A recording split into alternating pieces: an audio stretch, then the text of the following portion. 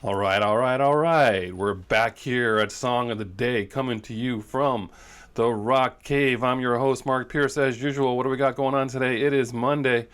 Oh, Mondays are rough, right? It is September 21st. Wake me up when September's done. Oh my gosh, right? Anyway, speaking of that, what are we talking about today? Um, Green Day. That's right. On this date, in 2004, Green Day released their comeback album, American Idiot. It was a big deal.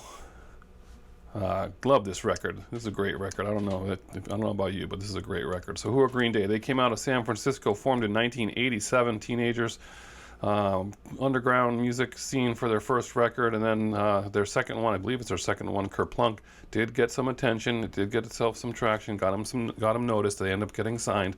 And then, of course, they put out Dookie in '94, and that's when things just really went crazy for them. That had Longview, Basket Case, When I Come Around, and they just took off from there. I mean, they were the huge band in the '90s. We couldn't keep their records on the shelves at Music Outlet, and we would just sell their stuff like crazy.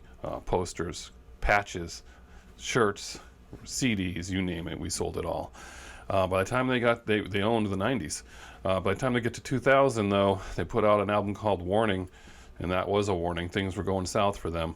They weren't getting along. They were arguing. They were pretty miserable. They had already put out a greatest hits, and they're saying to themselves, oh no, we fell into the greatest hits category. That means our career is over, or at least midlife crisis kind of thing. They toured after that for Warning, and then they took a little mini break. I mean, they just were kind of trying to figure out what was going on.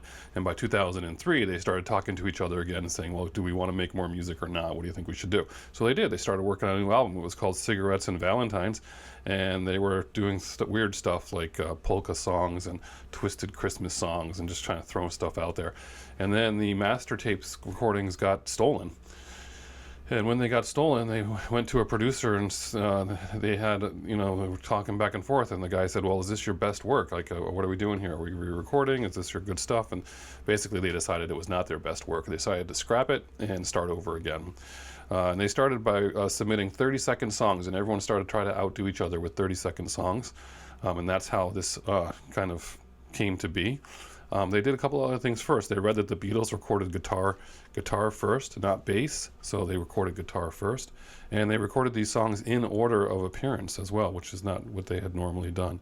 And even Billy Joe Armstrong spent a few weeks in New York City in the East Village thinking about music and writing, and that's where Boulevard of Broken Dreams comes about.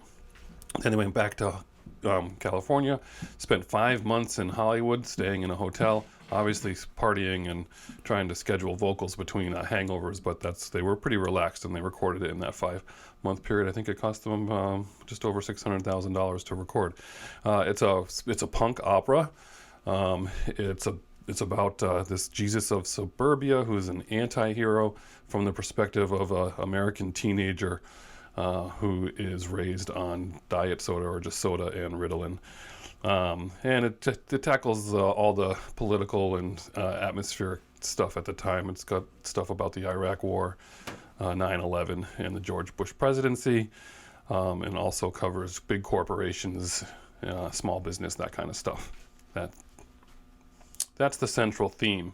If you remember, it generated 5 singles and won all kinds of awards. I mean, it won 7 huge awards, but it won international acclaim, #1 across the globe. It did win 2 Grammys. With the first year, it won Rock Album of the Year, and the next year, one of the songs won Song of the Year. I think it was Wake Me Up When September Ends. Anyway, so what do we got for track listings here? I just love this record. I do. And I remember listening to this record and just thinking, wow, I haven't heard something this good in a long time. Like, as I've said before, I'm a stickler for new music, and this one got me. This was real good stuff. And as you know, it was put into a musical, a Broadway musical, which I did not see, but if you saw it, let me know what you think. You got American Idiot, great song. Jesus of Suburbia, also. Holiday, yep. Boulevard of Broken Dreams, yep.